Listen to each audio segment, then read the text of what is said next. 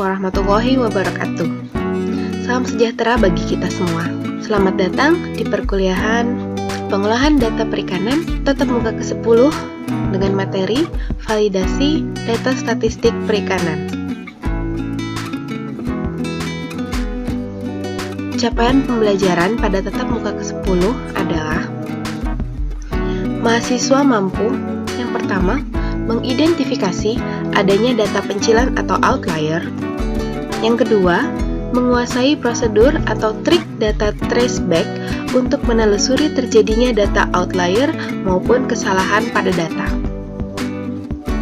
Yang ketiga, mahasiswa mampu beradaptasi dan memberikan solusi dalam proses validasi data.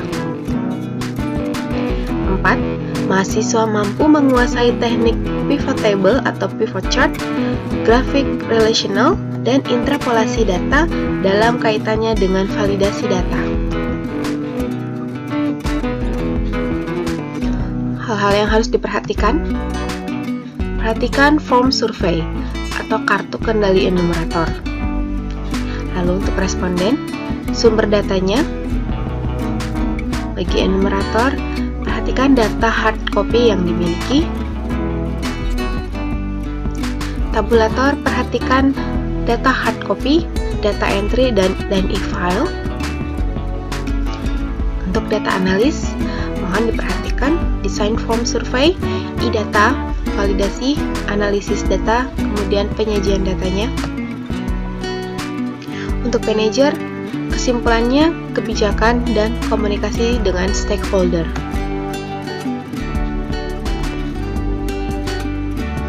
Untuk dosen, bisa mengerjakan semuanya, mengajarkan, tetapi tidak mengerjakan manapun. Bagi konsultan, harus bisa dan mampu mengerjakan semuanya. Perlu diingat juga 10 langkah kompetensi PDP pada tatap muka pertama. Proses 3, yaitu tabulasi, termasuk di dalamnya desain database, yang merupakan pekerjaan yang paling memerlukan keluasan pemikiran. Lalu proses kelima, yaitu merupakan validasi data, yang merupakan kegiatan yang memerlukan ketelitian dan kesabaran tinggi.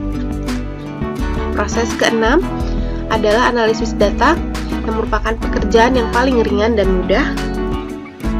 Proses 10, komunikasi. Komunikasi merupakan pekerjaan yang memerlukan kemampuan negosiasi atau compromising sangat tinggi. Tolong diingat juga biodata mahasiswa peserta kuliah PDP. Yang pertama, responden adalah mahasiswa, kemudian form yang digunakan adalah form biodata 13, lalu enumeratornya dosen kelas atau pendamping, tabulatornya adalah ketua kelompok atau mahasiswa, lalu kompilatornya adalah dosen atau asisten. Dalam urutan kerja PDP, validasi data dilakukan setelah proses entry dan kompilasi data ke dalam format e-file selesai. Kemudian setelah itu dilakukan analisis data yang dilakukan setelah proses validasi.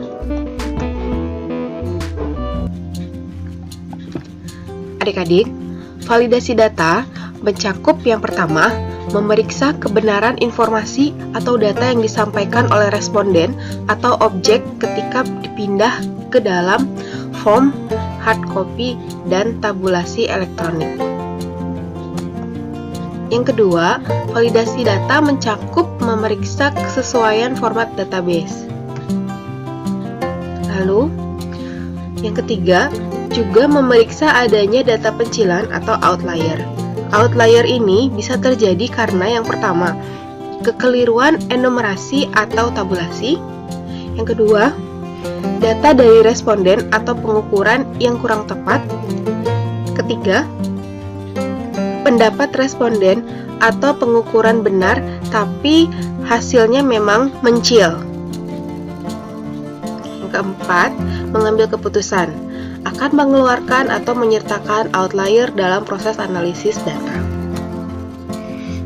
Coba kalian perhatikan folder-folder biodata mahasiswa berikut. Apakah ada yang berbeda atau aneh? Nah, di sini ada yang aneh. Untuk file biodata mahasiswa I03, terjadi perubahan nama kelas K03 menjadi I03 tanpa sebab telah merubah sistem otomasi sistem data. Contoh validasi data. Contoh validasi data pada biodata mahasiswa Ki13. Coba adik-adik perhatikan database berikut yang merupakan database kelas mata kuliah PDP diperoleh dari form Ki13. Yang pertama, perhatikan kolom program studi. Ada responden atau mahasiswa yang tidak mengisi. Ini kosong. Di program studi manakah sebenarnya responden ini? Lalu kemudian pada kolom tinggi badan, adakah mahasiswa yang tingginya 59 cm? Kemudian di kolom berat badan, coba kalian perhatikan apakah ada data yang aneh. Ya, kalian bisa menemukannya.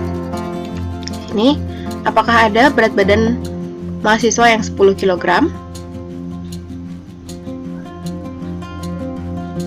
Kemudian di kolom kabupaten atau kota saat menempuh SLA, ini ada yang kosong tidak mengisi. Juga sama pada kolom penerima beasiswa, ini juga tidak mengisi. Kita tidak tahu apakah mahasiswa tersebut merupakan penerima beasiswa atau tidak. Nah, data-data yang kosong ini perlu kita cek ulang kembali apakah ada kesalahan pada saat mengentri jawaban-jawaban dari kuesioner yang kita miliki. Sekarang saya akan membuat scatter plot untuk mengetahui ada atau tidaknya pencilan dalam variabel tinggi badan dan berat badan. Cara membuat scatter plot pada Excel, pertama-tama kita blok dulu data yang akan kita plotting, yaitu data tinggi badan dan data berat badan. Kemudian kalian klik insert, lalu akan muncul pilihan di sini scatter. Nah, kalian klik itu, klik, kemudian nanti akan muncul gambar scatternya. Kalian pilih yang ini, klik scatter, lalu nanti muncul seperti ini. Nah, tinggal kalian ganti outline-nya seperti apa. Oke. Nah, sama seperti ini atau seperti begini, gitu ya. Nah, dari sini kita bisa melihat data-data yang kita curigai itu merupakan pencilan. Yang pertama, ini data ini kita harus cross-check kembali serta data yang ini. Ya, untuk ini data tinggi badan 176 dengan berat badannya adalah 10. Nah, ini tentu menimbulkan tanda tanya bagi kita, apakah ini benar? Perlu mengkonfirmasinya kembali. Nah, untuk validasi data sendiri, kita bekerja pada Nitro dan Excel. Coba kalian buka file data kapal laut 2014 dan data nelayan laut 2014, kemudian data RTP laut 2000 sampai 2014. Lakukan proses validasi data dengan prosedur pivot table dan pivot chart. Coba kalian perhatikan. Pada kategori RTP pertama, yaitu tanpa perahu, pada tahun 2004, apakah itu merupakan outlier? Benarkah itu? Tugas yang selanjutnya kalian lakukan adalah menanyakan kepada Pusdatik KKP. Apakah data tersebut memang benar? Kemudian, coba kalian perhatikan kategori pertama untuk kategori nelayan, yaitu nelayan penuh. Perhatikan data jumlah nelayan penuh pada tahun 2003. Apakah data tersebut adalah outlier? Tanyakan kepada Pusdatik KKP. Perhatikan data jumlah perahu papan sedang pada tahun 2001. Apakah benar data tersebut? Apakah data tersebut adalah outlier? Kalian bisa menanyakannya kepada Pusdatik KKP. Kemudian selanjutnya adalah proses validasi data, yaitu menguji adanya data yang tidak logis sebelum proses analisis. Yang pertama, kita lakukan pivot table dan pivot chart. Ini secara cepat dapat mengetahui ada tidaknya data yang tidak logis. Kemudian tindakannya, setelah kita membuat pivot chart dan pivot table, ternyata ada data yang tidak logis, kalian konfirmasi ke Pusdatik KKP. Nah, kemudian nanti Pusdatik akan mengkonfirmasinya ke DKP Provinsi. DKP Provinsi akan mengkonfirmasi DKP Kabupaten atau Kota. DKP Kabupaten Kota akan melakukan konfirmasi kepada petugas lapang statistik.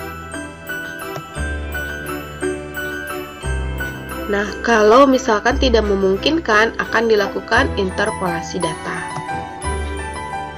Lalu data omission jika meragukan, lalu melakukan stepwise analysis apabila outlier mempengaruhi kesimpulan.